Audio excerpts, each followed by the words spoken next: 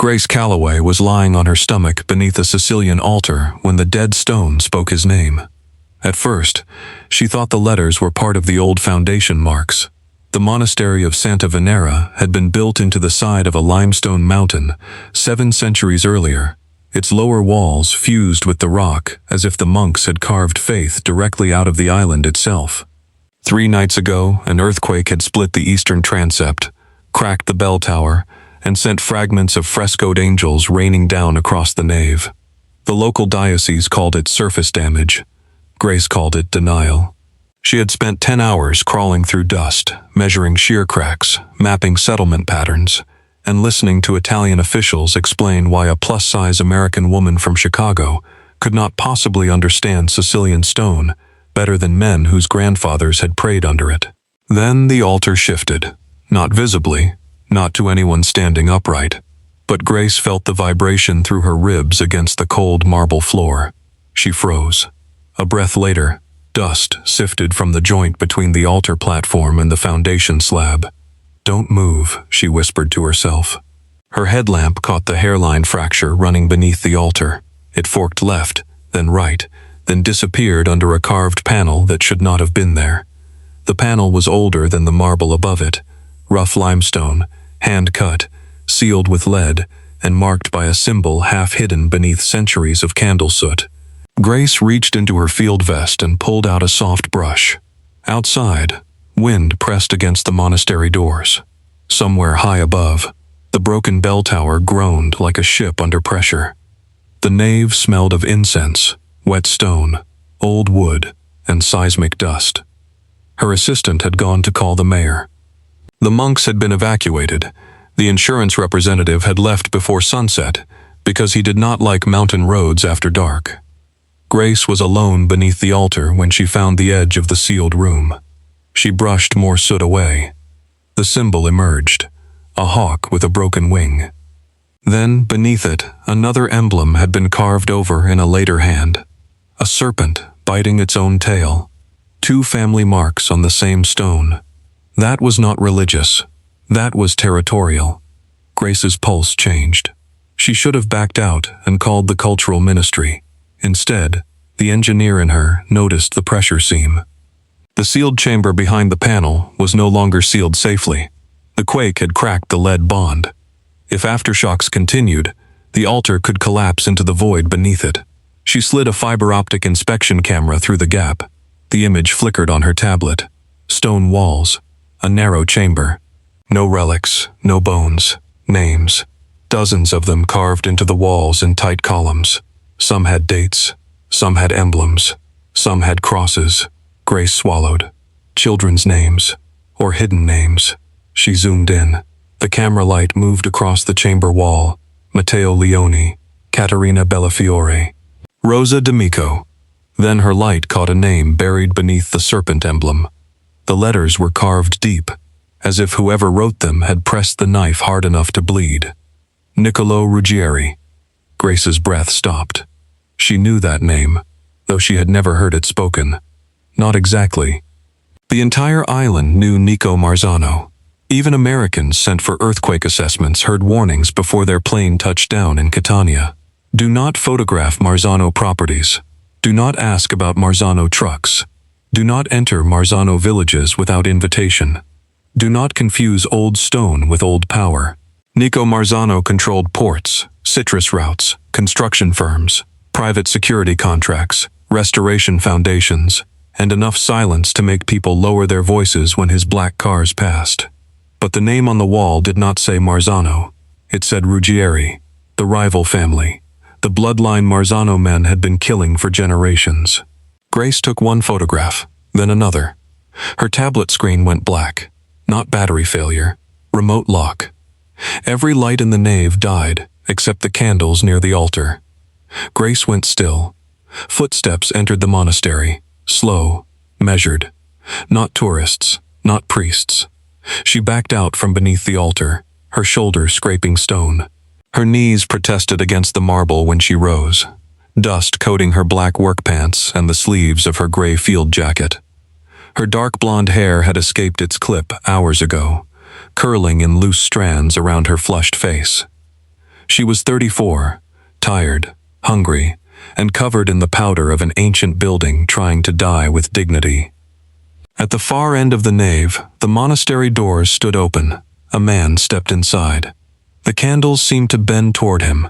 He was tall, broad-shouldered, and dressed in a black suit that made the ruined church feel suddenly occupied by something more dangerous than history. His dark hair was swept back from a face built from restraint. Hard jaw, olive skin, light stubble, deep-set eyes, too calm to be kind. A black shirt lay open at the collar, revealing the upper edge of ink at his throat before the shadows swallowed it. More black and gray tattoos marked the backs of his hands. Grace knew him instantly. Nico Marzano. He did not look at the frescoes. He did not look at the cracks. He looked at her, then at the altar, then back at her. "What did you find?" His voice was low, quiet, and absolute. Grace closed her fingers around the tablet. A structural hazard. One of his men entered behind him. Then another. No one spoke.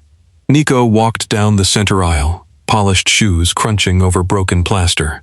Grace did not step back. She wanted to. She hated that she wanted to. He stopped 10 feet away. "Your equipment." "No." His eyes sharpened. The men behind him shifted. Grace lifted her chin. "I am the engineer of record on this emergency assessment. My measurements, photographs, and scans belong in the report. Not tonight. That altar may collapse. Then you should not have been under it, and you should not be interfering with a structural review of a protected historic site." One of the men behind him gave a short, disbelieving laugh. Nico did not. His gaze moved over Grace's face, not her body. Not with the dismissive calculation she had grown used to from men in hard hats and government suits. He looked as if he were measuring stress lines beneath skin. That was worse somehow, more intimate. "You are Grace Calloway," he said. "Then you already know I do not scare easily." "No," he said. "I know you entered a red-tagged tower in Palermo last year after 2 male inspectors refused to go inside." Grace's fingers tightened around the tablet. "You checked my background. I check anything that touches my island." "Your island?" His expression did not change. "Tonight, yes." He lifted one hand. A man moved toward Grace. She pulled the tablet against her chest. Nico spoke again. "Do not bruise her." The order was calm, possessive, infuriating. Grace stepped sideways, putting the cracked altar between herself and the approaching man. "Touch me, and I swear I will make the words, 'Obstruction of Emergency Safety Assessment,' the least interesting thing in your indictment." The man hesitated. Nico's mouth barely moved. Not a smile. Something colder, more interested. "Give it to me, Grace." Her name in his voice felt like a hand at the back of her neck. She hated that too. "No." The mountain shook. A low, grinding aftershock moved through the monastery. Stone dust rained from the ceiling. The damaged bell tower groaned above them. Grace forgot fear. "Everyone away from the west wall." No one moved. She snapped. "Now." Nico looked up. The crack above the transept widened with a sound like ice breaking. He moved instantly, grabbing one of his men by the collar and shoving him clear, as a chunk of carved stone fell from the arch and shattered where the man had stood. The nave went silent, except for falling dust. Nico turned slowly toward Grace. For the first time, his control showed a fracture. Not fear, recognition. You knew it would fall. "I told you," she said, breathing hard. "Structural hazard." His eyes moved to the altar again, then to the tablet. "Lock the gates," he said. Grace's blood went cold.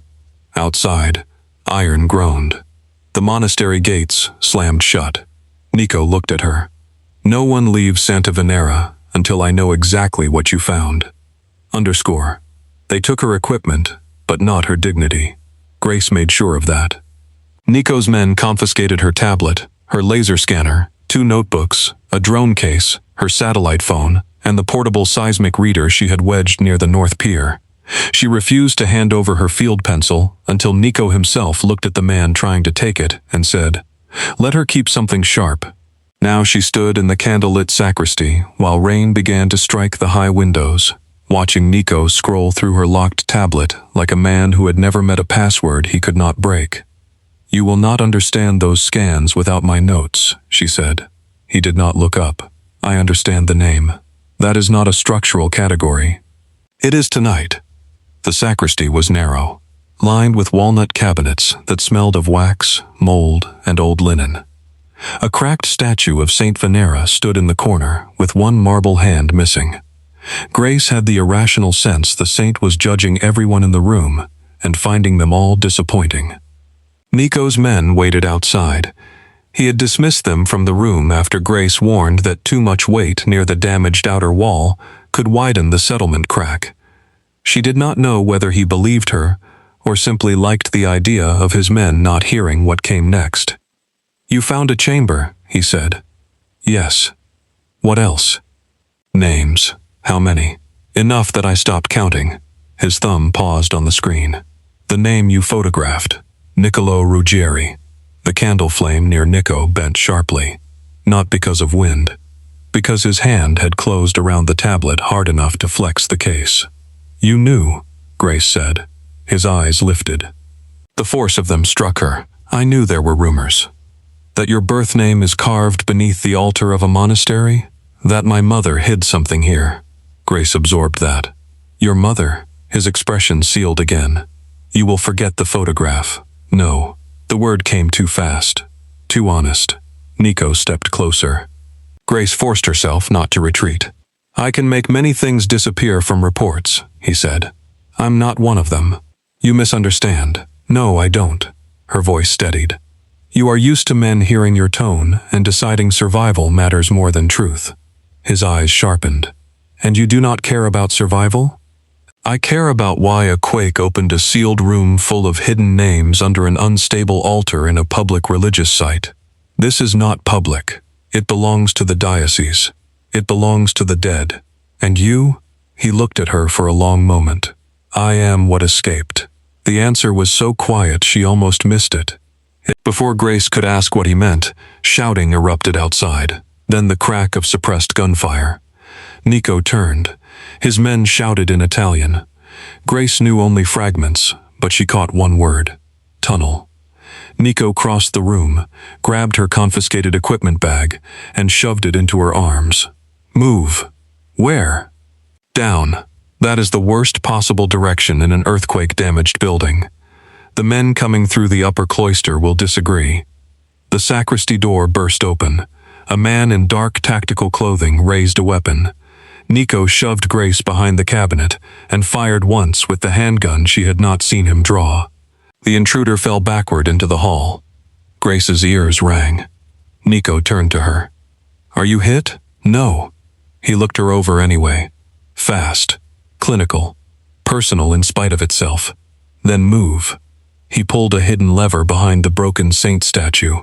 Stone shifted in the floor, revealing a narrow spiral stair descending into blackness. Grace stared. "Of course there's a secret passage under the saint. Sicily believes in layers. You believe in bad evacuation planning." A second shot hit the sacristy doorframe. Nico's hand closed around her wrist. Not bruising. Unbreakable. "Argue while walking." They descended. The stair was too narrow for his shoulders, and too old for Grace's comfort. She counted the vibrations beneath her boots, felt the aftershock still rippling through the stone. The passage curved into the mountain, damp and cold, until the sound of gunfire became muffled above them. Nico released her wrist only when they reached a landing. She immediately stepped away. "Do not drag me again." "Then do not hesitate when men are shooting." "I hesitate when the floor load is unknown." His eyes flicked downward. Despite everything, she saw the moment he listened. "What do you need?" Grace blinked. "What?" "The structure. Tell me what will kill us first." It was the first intelligent thing any man had said to her all night. She unzipped her bag and pulled out her flashlight, shining it along the passage walls. Ancient chisel marks, vertical damp lines, a diagonal crack through the left arch. Powdering limestone at the base. This tunnel was cut through natural rock, then reinforced badly later. Probably medieval repairs.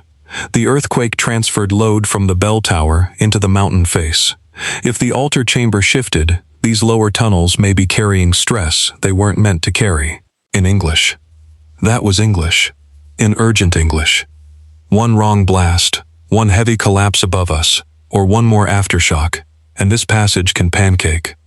Nico nodded once. Then we do not let anyone fire explosives down here. Grace looked at him. Is that a thing I needed to specify? It is Sicily. A laugh almost escaped her. Shock, probably, or fear, or the disorienting reality that a mafia boss had just made the closest thing to a joke, while leading her beneath a monastery filled with armed men. They moved deeper into the mountain. Behind them, something heavy exploded. The tunnel shook. Grace grabbed the wall. Nico grabbed her. This time she did not tell him not to. A crack ran across the ceiling ahead of them, with a sound like tearing cloth. Grace shoved him backward. Stop! He stopped instantly. Good. She swept the light upward. Dust fell in a thin curtain. That span is failing. We need to cross. No. We need to redistribute our weight and avoid the center line. His gaze tracked the ceiling as if the stone were an enemy he could intimidate. Grace almost admired the effort. Walk where I walk, she said. One at a time. No sudden movement. You first. Absolutely not. If it collapses with me alone on the other side, you will have no idea where to step. His jaw tightened. I said you first, and I said no. Their eyes locked. The tunnel pressed close around them. Water dripped somewhere in the dark. The air smelled of wet limestone and centuries of sealed breath. You are difficult, Nico said. I'm alive because of it. Something changed in his expression. Not softness, interest edged with unwilling respect. Show me. Grace crossed first, not because he ordered it, but because she had made the decision. She stepped along the right edge, where the rock foundation remained continuous, avoiding the cracked mortar seam. When she reached the other side, she turned and raised the flashlight. Now you. Nico followed exactly. For a man built like a threat, he could move with astonishing precision. When he reached her side, the ceiling behind him dropped. Stone slammed down where he had just stood. The air blasted dust into Grace's face. She coughed, stumbling back. Nico pulled her against him, turning his body to shield her from the debris. For 3 seconds, she was pressed against his chest, one hand braced against his black shirt, feeling the hard rhythm of his heartbeat beneath her palm. Not fast, controlled, too controlled. She looked up. His face was close. Dust clung to his lashes. His eyes were fixed on her mouth. Then he released her, as if the contact burned. You saved my life, he said. Grace stepped back, pulse unsteady for reasons she refused to name. No, I read the load path. Then I am grateful to the load path. Be grateful by giving me my tablet. Not yet. The attraction vanished beneath irritation. Of course. He turned toward the dark ahead. Grace followed, because the tunnel behind them no longer existed. The mountain opened into an underground cistern older than the monastery. Grace stopped at the edge. Her flashlight revealed a vast stone chamber filled with black water, columns descending into it like drowned tree trunks. Above them, a circular shaft rose toward a grate, hidden somewhere under the cloister. Rain fell through it in silver lines. Nico's phone had no signal. Grace's did not either. The monastery above them was under attack. The tunnel behind them had collapsed, and the most dangerous man in eastern Sicily was now staring at carved symbols along the cistern wall with an expression that belonged to a child revisiting a nightmare. You have been here, Grace said. I was born near here. That is not an answer. No. She shone the light where he was looking. The same serpent emblem, the same broken wing hawk, Ruggieri and Marzano. Under them, a third mark had been gouged into the stone, a crown split in half. Succession mark? She asked. Nico looked at her. You know family symbols. I know load-bearing walls. Men tend to carve their power into them. His mouth did not smile, but the silence shifted. My mother was Elena Marzano, he said, daughter of the old boss. She disappeared from public life for 1 year, returned with a child, and announced me as Marzano blood. You. Yes. But the name under the altar says Ruggieri. My father, perhaps, or a lie meant to destroy me. Why hide it under a monastery? Because monks once protected unwanted children from family wars. Grace looked across the cistern. Those names in the chamber were children. Yes. Witness protection before witness protection. Nico's gaze darkened. Sanctuary. The word sounded strange from him, like something he did not believe he deserved. Boots echoed from a tunnel across the water. Voices. Men approaching. Nico pulled Grace behind one of the columns and covered her flashlight with his hand. The sudden darkness felt intimate and violent. His body was close behind hers, one hand near her shoulder but not touching. This time, he remembered. A ridiculous part of her noticed. Across the cistern, armed men entered with headlamps. They wore no insignia, but Nico's face told her enough. "Ruggieri?" she whispered. "Some." "Some? My uncle's men may be with them." Grace turned her head slightly. "Your own family?" "Especially my own family." The men reached the cistern walkway. One spoke into a radio. "Find the engineer." She saw the wall. Grace's stomach tightened. Nico's expression did not move. Another man answered. "The boss?" "Alive if possible, dead if necessary." Nico leaned close to Grace's ear. "When I move, go left." "No." His eyes cut to hers. She whispered, "Look at the pillars." His gaze shifted. Grace pointed at the nearest column. Hairline cracks spiraled upward from the base. The chamber had survived centuries, because the arches shared load through a ring system. The far walkway had already dropped half an inch. The men's weight clustered in the worst place. "If you fight them there, the walkway collapses," she breathed. "Will they fall?" "Yes." "Will the chamber fall?" "Maybe." He studied her. "Your version of helpful contains many maybes. My version of helpful does not bury us alive." A man's headlamp swept toward them. Nico moved anyway, not forward, up. He climbed the side of the column with impossible speed, using old maintenance holds carved into the stone, then dropped behind the men on the far walkway. Grace's breath caught. The fight unfolded in fragments of light and water. A shout, a body hitting stone, a headlamp spinning into the cistern. Nico moved like controlled violence, never firing toward the columns, never allowing the men to cluster long enough to add more stress. He had listened. Grace used the distraction to move left along the wall, scanning for another exit. She found an old iron gate sealed by rust and mineral deposits. Beyond it, a narrow drainage passage angled upward. She pulled a pry bar from her bag. The gate did not move. Across the cistern, one of the attackers broke away and ran toward her. Grace lifted the pry bar. She had no fantasy that she could win a fight against him, but she could change his direction. He lunged. She stepped sideways at the last second. His boot hit the weakened edge of the walkway. Stone cracked. He dropped through with a shout, catching the ledge with both hands. Grace froze. He looked up at her. Terror erased the violence from his face. For 1 second, he was only a man about to fall into black water. Grace reached for him. Nico's voice cut across the chamber. "Grace, no." She looked at the attacker, then at the cracked walkway. If she pulled, both sections might go. If she did nothing, he would fall. The man's fingers slipped. Grace dropped flat, hooked the pry bar through his belt, and anchored it against the iron gate. "Stop moving," she snapped. The attacker stared. Nico reached them, grabbed the man by the back of his coat, and hauled him up with brutal strength. Then he struck him once, knocking him unconscious. Grace sat back, breathing hard. Nico stared at her. "What?" she snapped. "He came to kill you.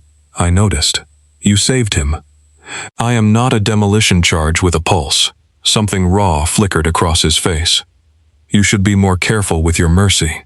You should try using some before criticizing the technique." He stepped closer. The wet cistern light turned his eyes almost black. "Mercy gets people killed in my world." "Maybe your world is built wrong." The words echoed against the stone. Nico looked at the columns, the cracks, the ancient failed repairs, the emblems carved into walls by men who thought bloodlines mattered more than children. Then he said, quietly, "Yes, Grace had no answer for that. An aftershock rolled through the mountain. The cistern columns groaned. The iron gate behind Grace burst open under the pressure. Cold air rushed from the passage beyond. She looked at Nico. "That way. This time," he said. "Beside me." And for reasons she did not examine, she went. They came out beneath the old ossuary. The air smelled of dust, bones, and wild thyme drifting through cracks in the mountain. Rows of skull niches lined the narrow chamber, most empty, some marked by faded monk inscriptions. Grace tried not to let the setting bother her. Nico did not seem bothered by anything. That was a lie, she realized. He seemed unbothered by violence, not by the past. The ossuary wall held another carving, newer than the monk's marks. A height line, a child's measurement. Nico, 8 years. Grace's flashlight stopped on it. Nico saw. His face changed. "You lived here. For 6 months. As a child?" He nodded. "After my mother died." Grace looked around the cold chamber. "Who hid you?" "Brother Matteo. He was the last monk who knew the chamber under the altar." "What happened to him?" "Killed in a road accident 12 years ago." Grace's stomach tightened. "Accident? No." The single word answered too much. Nico touched the wall near the height mark, but not directly. "My uncle Vito took me from here and raised me as Marzano heir. He told me the monastery had been attacked by Ruggieri men. He told me my mother died protecting the family name." "And now?" "Now I think she died protecting me from both families." Grace absorbed the weight of that. "You said your mother was Elena Marzano. If your birth name is Ruggieri, then your father was the enemy, or someone she loved." His eyes cut to hers. She held his stare. "Powerful families lie for many reasons," she said. "Love is usually the one they punish hardest." Nico looked away first. That should not have felt like victory. It did not. It felt like seeing a locked room open for 1 second, then close. A radio crackled from one of the unconscious attacker's belts. Nico took it. A man's voice came through in Italian. Grace understood only fragments, until Nico translated with his expression. Then she heard one word clearly: Rocca, Nico's ancestral fortress. His face became stone. "What is it?" Grace asked. "My uncle is moving the council to Rocca Marzano." "The fortress?" "Yes." "Why?" "To declare me illegitimate before both families, based on the name under the altar, and kill you before you confirm it publicly." Grace looked toward the ceiling. "How far is the fortress from here?" "Through the mountain, less than a mile. By road, 15. "Through the mountain? There are processional tunnels. Ancient? Yes. Earthquake damaged?" He gave her a look. "You already know the answer." Grace rubbed one hand over her face. "We cannot go deeper into tunnels after an earthquake. We cannot go back. Those are not the only 2 options." "They are tonight," a voice sounded behind them. "Actually, there is a third." Grace turned. A young priest stood at the ossuary entrance holding a lantern with both hands. He was pale, thin, maybe 30, with rain-dark hair and fear written plainly across his face. Nico raised his weapon. The priest lifted both hands. "Don't shoot. I am Father Luca." Grace stepped forward. "You're supposed to be evacuated. I came back for the old registry." Nico did not lower the gun. "Why?" Father Luca looked at him. "Because Brother Matteo left instructions. If the altar opened, the book must not remain here." Nico went very still. Grace said, "You knew about the chamber?" "Not until tonight. I knew only that something beneath the altar could start a war." He held out a leather-wrapped book. Nico did not take it. Grace did. The cover was cracked, the pages brittle but preserved. Inside were not only names, but witness statements, written in Old Sicilian and later Italian. Birth transfers, sanctuary claims, confessions of monks who had hidden children from mafia succession politics. Near the final pages, Grace found a letter. For Niccolo, if the stone fails, before the lies do. Nico stared at it. "Read it," Grace said softly. "No." The refusal came too fast, too human. Grace did not push the book into his hands. She set it on the stone ledge between them. "You do not have to read it this second." His eyes moved to her. The air in the ossuary shifted. For a moment, no gunfire. No collapse, no family war. Just a man, and the letter he had spent his life being too powerful to receive. Father Luca swallowed. There is more. Vito Marzano's men took the monastery's lower archive. They know the fortress tunnels are unstable. They are planning to trap you inside and blame the quake. Nico's gaze sharpened. Who told you? The mayor. Before they killed him. Grace's stomach dropped. A fresh boom echoed through the mountain. Dust fell. Father Luca crossed himself. Grace looked at the ceiling. That was a blast. Nico turned toward the tunnel leading to Rocca Marzano. They are sealing exits. Then they are destabilizing the entire ridge. Yes. No, Nico. You do not understand. Grace grabbed her scanner from the bag and switched it on. The screen flickered with partial seismic readings. This monastery and the fortress are tied into the same mountain shelf. The quake cracked the load-bearing limestone ridge. If your uncle detonates tunnel exits, he could trigger a progressive collapse under both structures. Nico stepped closer. What does that mean? It means the monastery, the mountain tunnels, and your fortress could all come down. Father Luca whispered a prayer. Nico's face went very still. Can you stop it? Grace looked at the readings. Maybe, if she had a crew, if she had modern reinforcement equipment, if men with guns were not blowing holes through medieval support walls. If we reach the central junction, she said, I may be able to identify the fracture path and tell you where not to detonate. Nico's eyes narrowed. Where not to detonate? If you want to prevent random collapse, sometimes you need a controlled one. The words hung there. Nico understood before Father Luca did. Grace saw it in his face. You mean the fortress, he said. She swallowed. I mean the rock beneath it. If the stress is already traveling toward the monastery, the only way to save Santa Venera may be to release the load through Rocca Marzano's foundation shelf. Father Luca looked horrified. That fortress has stood for 800 years. Nico's eyes stayed on Grace. It belongs to my family. Grace held his gaze. It may be the thing that kills everyone under it. For a moment, she expected anger, possessiveness, denial. Instead, Nico looked toward the dark tunnel and said, Then we decide what deserves to stand. Underscore. The processional tunnel to Rocca Marzano was lined with broken saints. Not statues and niches, fragments, hands, faces, halos, stone robes cracked at the shoulder. The monks had carried them down here during wars, earthquakes, occupations, and family sieges, preserving what they could when the world above burned itself in cycles. Grace moved ahead with the scanner. Nico followed close enough that she could feel his presence without him touching her. Father Luca had stayed behind to guide any survivors toward the drainage passage. Grace had argued against splitting up. Nico had agreed with her, then ordered the priest away anyway because he was the only one who knew the exit. Do you always pretend to agree before doing whatever you want? She asked. Yes.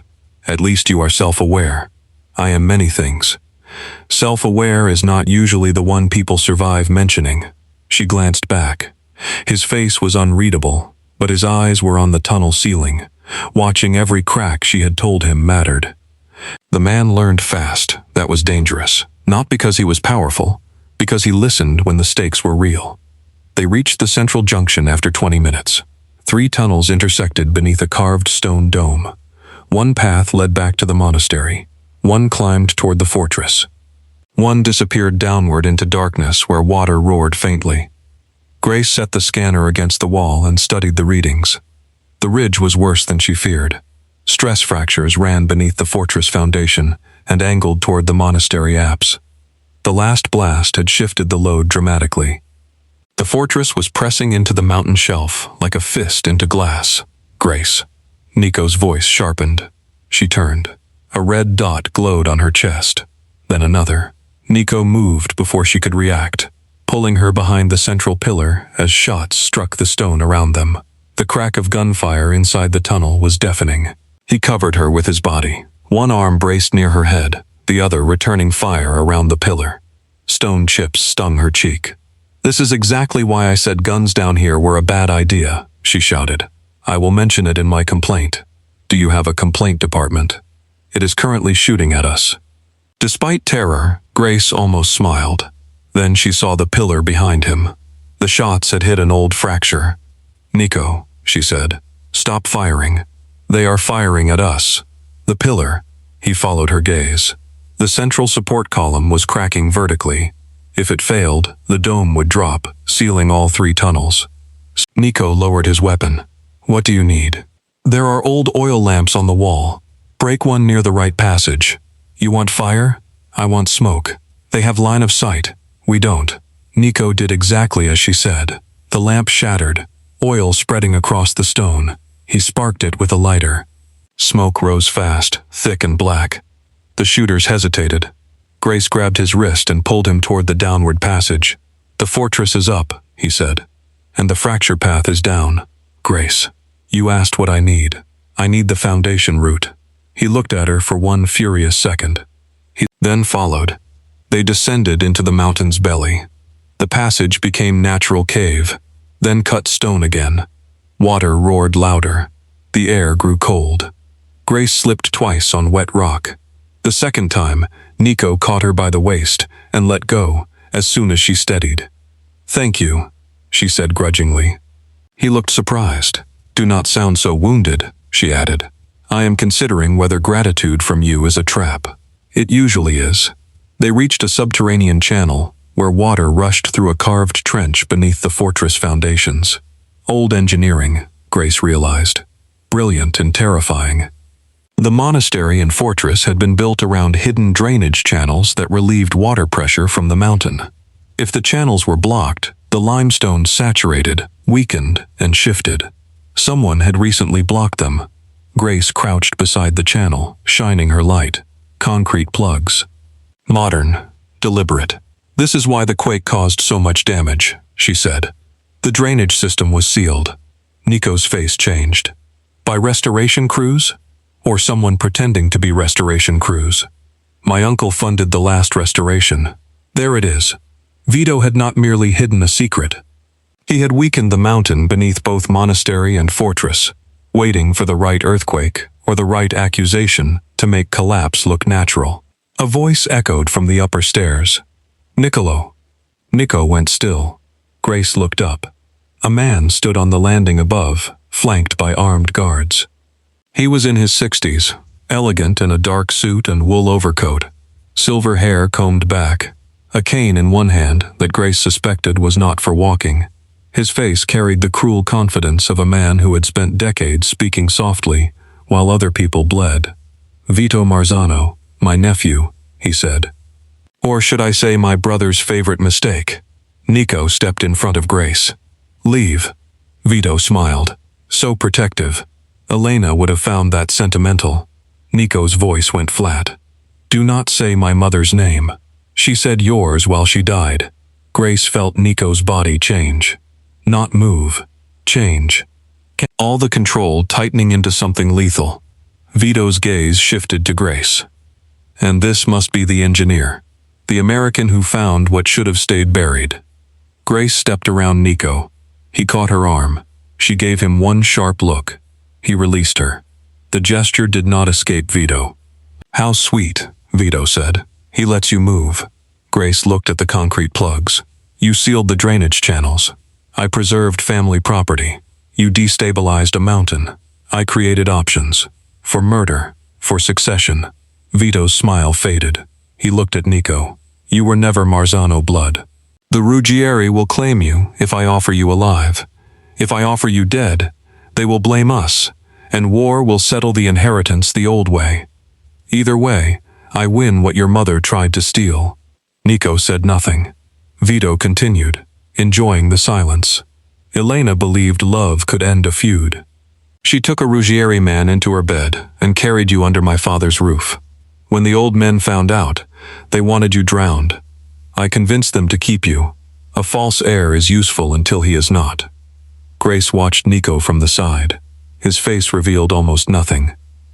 But his hand had gone white around the grip of his gun. Vito looked at her. "She was like you. Too much spine, too much faith in structures that men had already hollowed out." Grace's fear shifted into anger. "You killed her. I corrected a line of inheritance." Nico moved. Grace grabbed his hand. Not his sleeve, his hand. The contact stopped him. Vito's eyes narrowed with satisfaction. Yes, he said. Hold him. He has always needed women to die so he could become important. Nico's fingers tightened around Grace's. For one terrible second, she felt him slipping toward violence. Then he looked at her, not Vito, her. What deserves to stand? He asked quietly. Grace's throat tightened. He was asking about the fortress, about the family, about himself. She looked at the blocked drainage, the fractured stone, the mountain carrying centuries of lies. Not this, she said. Vito's smile vanished. Nico lifted his radio. Marcello, bring the charges to Rocca Marzano. Vito stiffened. What charges? Nico held Grace's gaze.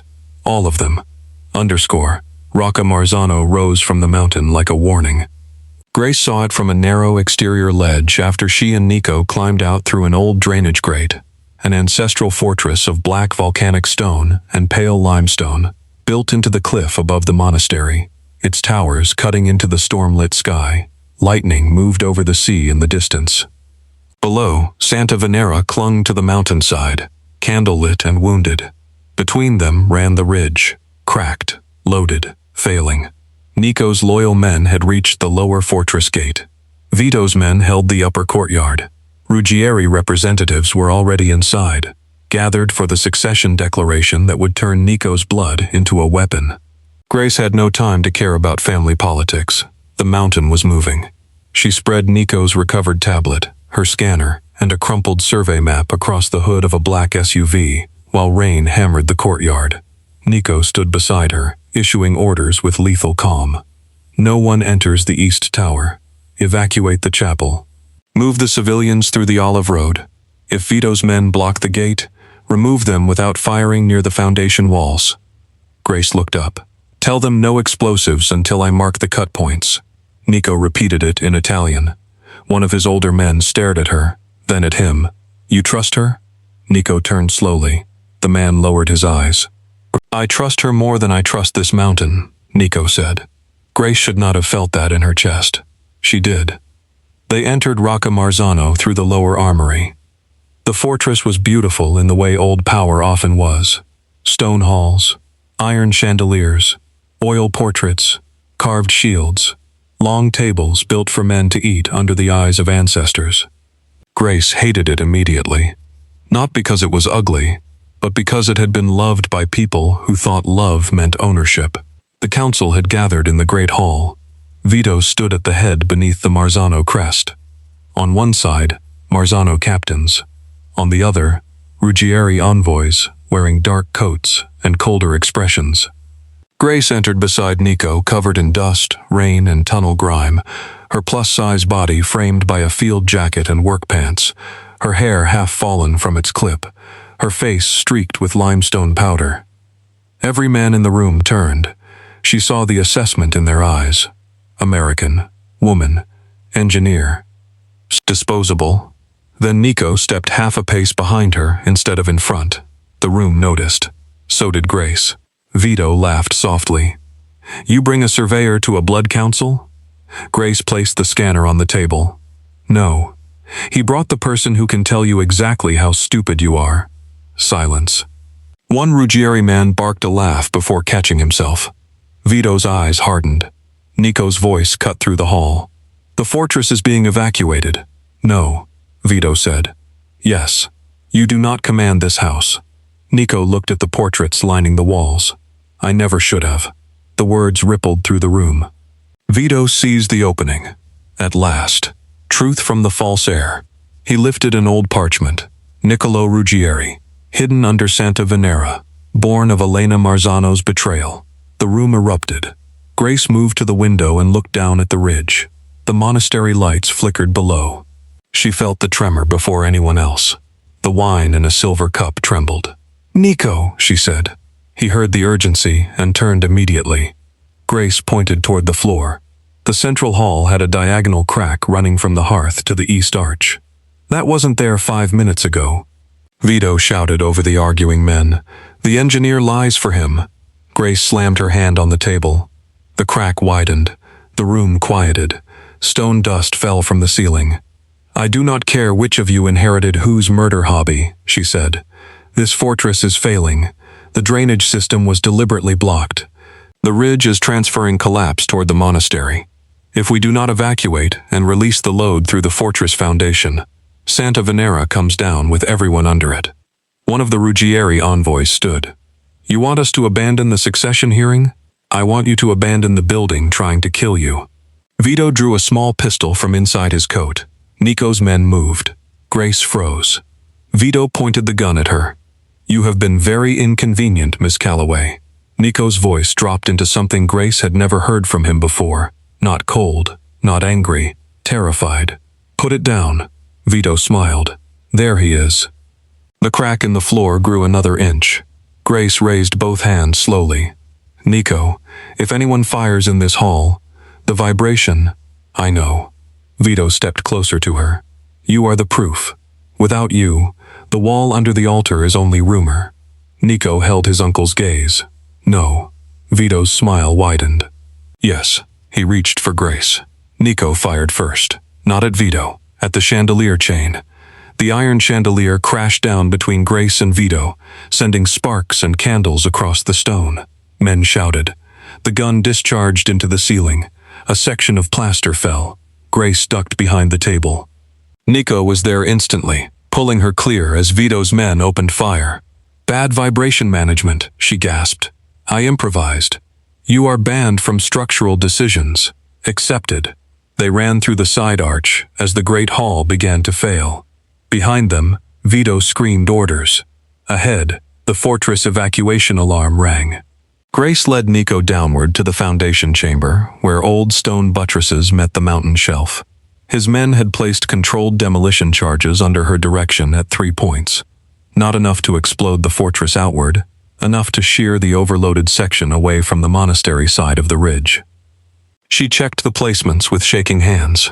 "Nico, this is not perfect. Nothing here is. If the timing is wrong, the tunnel beneath the altar collapses before people clear it. How long? 7 minutes, maybe 8. He took the detonator from Marcello and handed it to Grace. She stared. "No. You know the structure. This is your fortress. This is your decision. No. Nico, you do not get to make me responsible for destroying your entire family seat." His eyes held hers. "I am making you responsible for saving the monastery." The distinction struck her hard. Outside, men shouted that evacuation was nearly complete. Then Father Luca's voice crackled over the radio.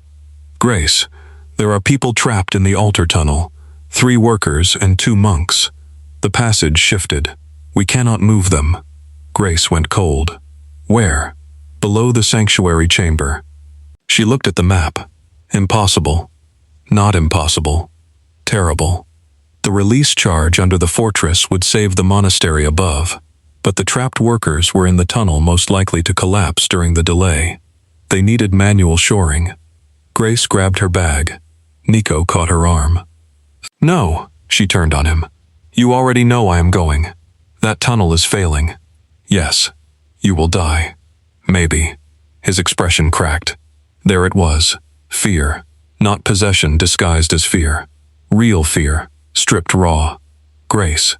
Her name came out like something he had no right to say, and could not stop saying. She stepped closer.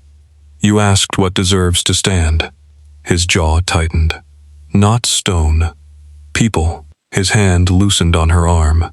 She saw the war in him, every instinct screaming to lock her in the foundation chamber, every lesson from the tunnel, telling him that control was not the same as love.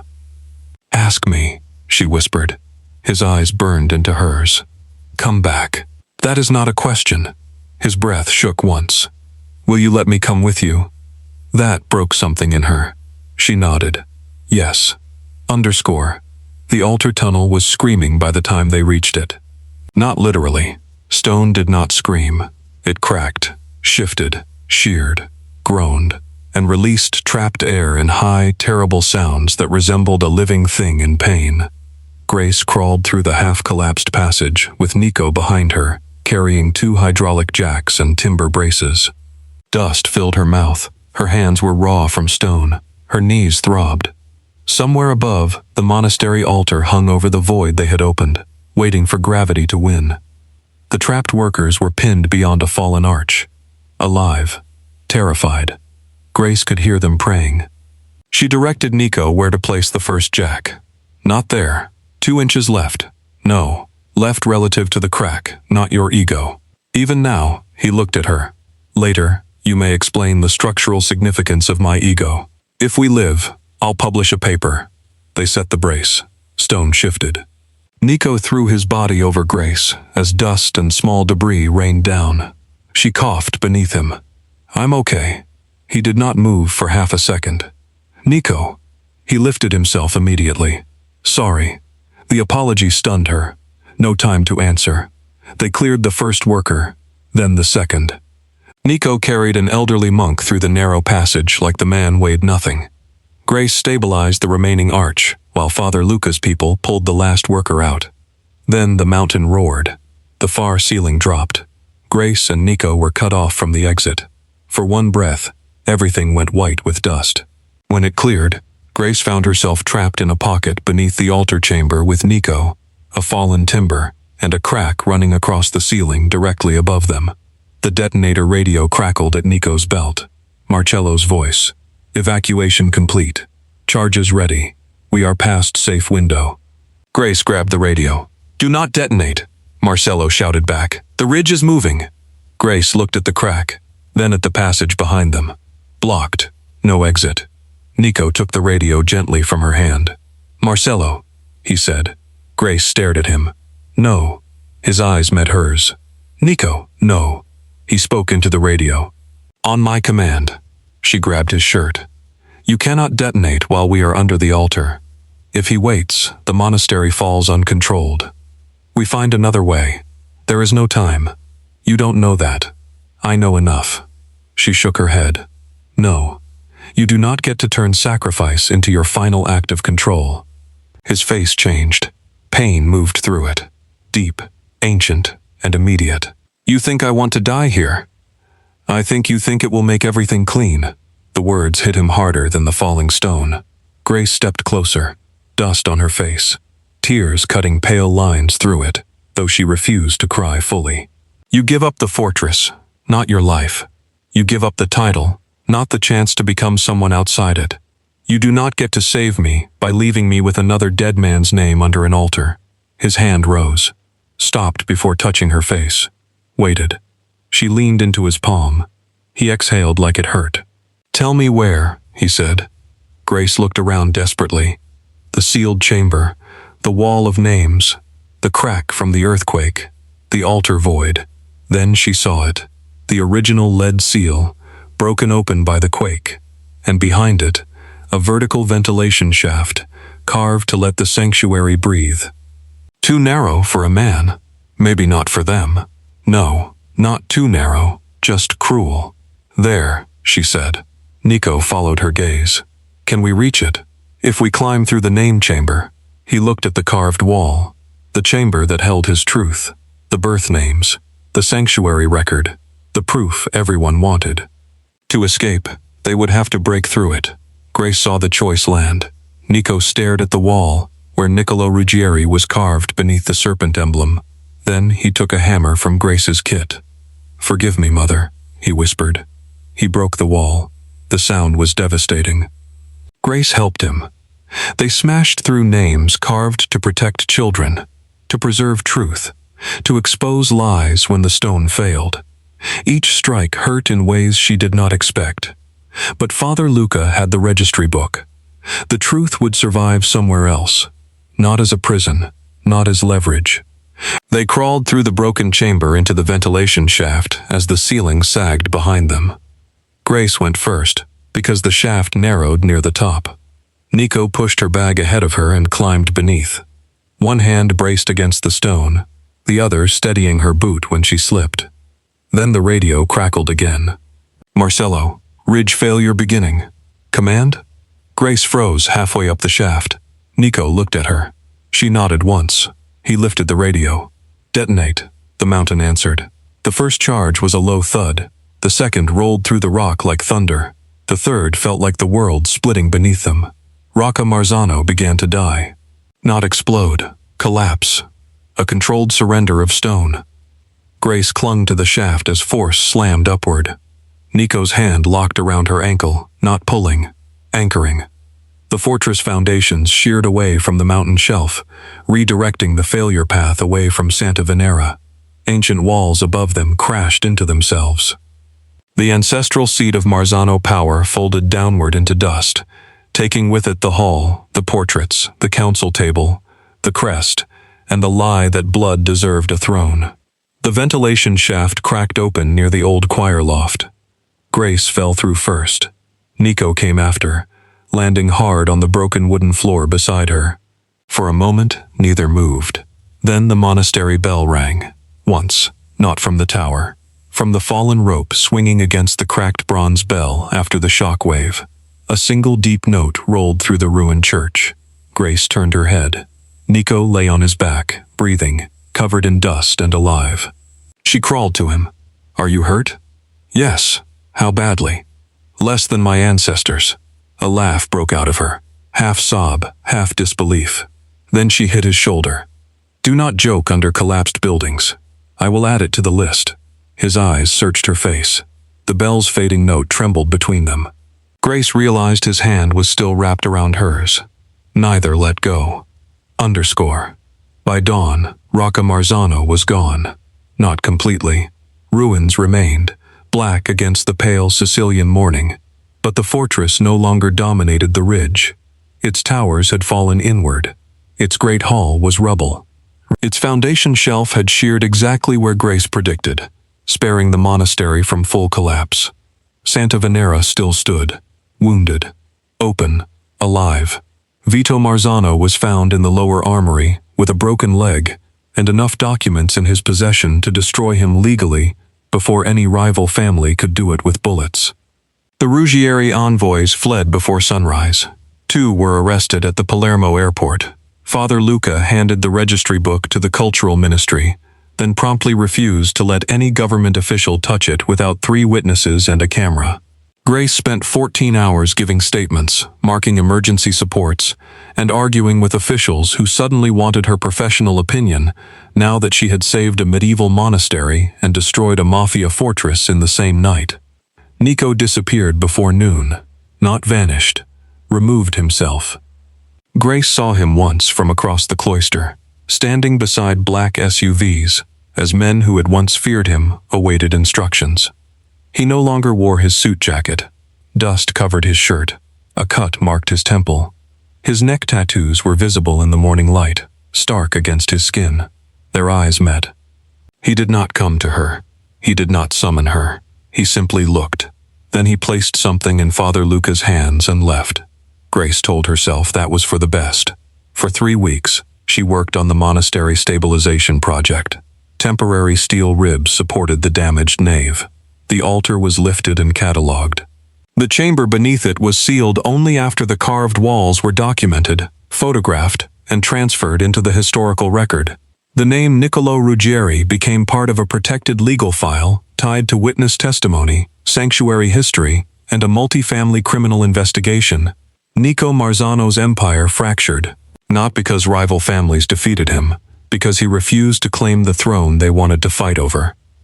Through attorneys, he renounced inheritance rights tied to Marzano bloodline property, dissolved the family's restoration shell companies, and transferred control of the Santa Venera Ridge into a protected foundation. The ruins of Rocca Marzano would become a memorial to children hidden from family wars. He gave up status before anyone could strip it from him. The island did not know what to do with that. Neither did Grace. On her last evening in Sicily, she climbed the temporary scaffold alone to inspect the repaired apse. Sunset poured through the broken east window, turning dust gold. The altar space was empty, braced by modern steel and ancient stone in careful conversation. Below, footsteps crossed the nave. Grace knew before she turned. Nico stood beneath the scaffold. No guards, no black entourage.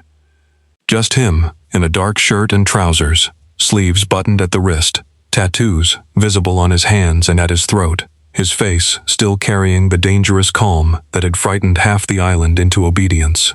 It did not work on her, not anymore. "You came to say goodbye?" she asked. He looked up. "I came to ask whether I may." Her hands tightened on the railing. "May what?" "Enter." The question moved through the empty church more powerfully than any order he had ever given. Grace descended the scaffold slowly. When she reached the floor, they stood in the golden light where the altar had once hidden his name. "You already entered," she said. "I entered the building, not your life." Her throat tightened, despite every practical part of her resisting it. "You have a talent for dramatic phrasing. I was raised in ruins. That explains a lot." His mouth almost softened. Then he reached into his coat and removed a folded letter. "My mother's letter. Father Luca gave it to me after the collapse." Grace looked at it. "Did you read it?" "Yes." "What did it say?" "That she loved a Ruggieri man. That I was not shame. That bloodlines are stories men tell when they are afraid love will make them ordinary." Grace looked down. "That sounds worth surviving for." "Yes." He hesitated. Nico Marzano, feared by everyone, hesitated in front of her like a man standing before a door he would not force open. "It also asked me to become more than what they named me." Grace's chest hurt. "And will you?" "I do not know." Honest answer. "I am practicing." She smiled despite herself. He saw it. The impact of that small smile hit his face like sunlight he did not trust. Grace stepped closer. "You scared me." "Yes." "You controlled too much." "Yes." "You took my equipment. I returned it." "That is not the point." "I know." "You locked the gates. To keep men out. And me in." A pause. "Yes. Protection is not protection when it takes away choice." His gaze stayed on hers. "I know that now." She studied him. The dangerous man remained. It would have been a lie to pretend otherwise. Nico would never become harmless. His stillness, his power, the force of his attention, those things were part of him. But so was the man who listened when she described cracks in stone, the man who let her decide the detonations, the man who broke the wall containing his own truth, because lives mattered more than proof. The man who stood outside the scaffold and asked before entering. Grace touched the folded letter lightly. "What will you do next?" "Restore what should stand. Remove what should not. Buildings, men, habits. Myself, if necessary." "That last one sounds ambitious." "I know an engineer." A laugh left her before she could stop it. Then silence returned. Not empty. Waiting. Nico lifted his hand toward her face. Stopped. The gesture was so familiar now that it hurt. Grace closed the distance herself and placed his palm against her cheek. His breath changed. She felt the tremor he tried to hide. Not weakness. Restraint. "Grace," he said. "Yes." "May I kiss you?" She looked at the empty altar, the sealed chamber, the mountain beyond, and the ruins of a fortress that had fallen so the monastery could live. Then she looked back at him. Yes. The kiss was slow, almost careful, and still dangerous enough to make the world narrow. Nico kissed like a man learning that devotion did not have to devour. Grace held him by the front of his shirt and felt his restraint tremble under her hands. Outside, the evening bell rang from a temporary frame built beside the ruined tower. Not one note this time. 3. A beginning.